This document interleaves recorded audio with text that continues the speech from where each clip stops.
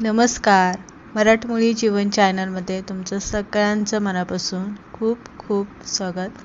दररोज आपण बाप्पासाठी नैवेद्याचं काही ना काही बनवत असतो. प्रसाद म्हणून म्हणा किंवा नैवेद्याचं ताट म्हणून आपण इथे 10 दिवस बाप्पाची सेवा ही मनोभावे करत असतो.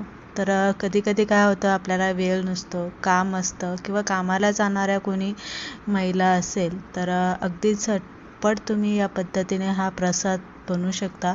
कांदा लसणाचा वापर न करता घरामध्ये असणाऱ्या साहित्यामध्येच तुम्ही व्हेज पुलाव कसा बनवायचा ही रेसिपी बघूया. तर इथे मी तांदूळ घेतलेले आहे. आता तांदूळ तुम्ही कोणताही तुमचं घरातला असेल ते तांदूळ घ्यायचे.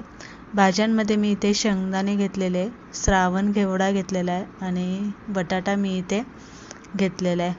काय करायचं इथे आपल्याला, कढईमध्ये 2 चमचे तेल घालून घ्यायचं. मोठे चमचे मी इथे तेल घालून घेतलेले. जिरी मोहरी आपल्याला यामध्ये घालायची आहे. आलं, हिरवी मिरची आणि जिरीचा ठेचा 1 चमचा मी इथे घालून घेतलेला आहे. कढीपत्ता यामध्ये घालायचा आणि टोमॅटो मी इथे 1 चिरून घेतलेला आहे, तो सुद्धा आपल्याला इथे घालून घ्यायचा आणि थोडा वेळ आपल्याला हे इथे तेलामध्ये चांगलं असं परतून घ्यायचं आहे, जोपर्यंत ठेचाचा वास तिखट निघून जात नाही तोपर्यंत. 1 चमचा मीठ मी इथे घातलेलं आहे. मीठ लवकर का घातलं तर टोमॅटो पटकन मिठामध्ये शिजला जातो.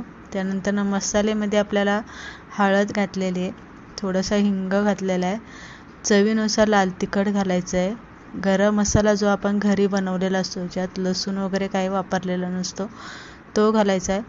मिक्स मसाला आपल्याला यामध्ये घालून घ्यायचा आहे आणि धना पावडर आपल्याला यामध्ये घालून घ्यायची. बारीक चिरलेली कोथिंबीर घालायची आहे.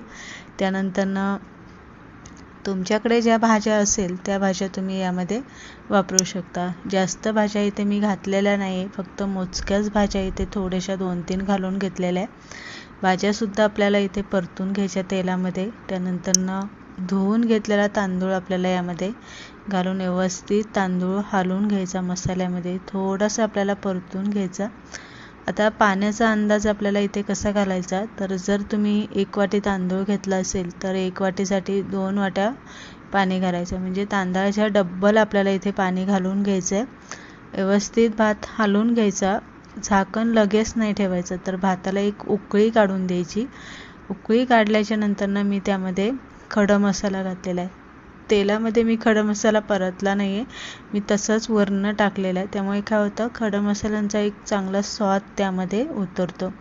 उकळी आली की गॅस बारीक करायचा आणि झाकण ठेवायचं. अगदी 10 मिनटामध्ये आपला हा व्हेज पुलाव, ज्यामध्ये आपण कांदा लसणाचा कसलाही वापर इथे केलेला नाही आहे, अगदी झटपट आपण नैवेद्यासाठी बनवू शकतो किंवा प्रसादासाठी सुद्धा हा भात तुम्ही इथे बनवू शकता. तर अशा पद्धतीने एकदम मोकळा सुटसुटीत असा आपण इथे व्हेज पुलाव इथे बनवून घेतलेला आहे. साध्या पद्धतीने बनवला आहे, पण व्यवस्थित चविष्ट आणि बाप्पाच्या नैवेद्यासाठी अगदी सात्विक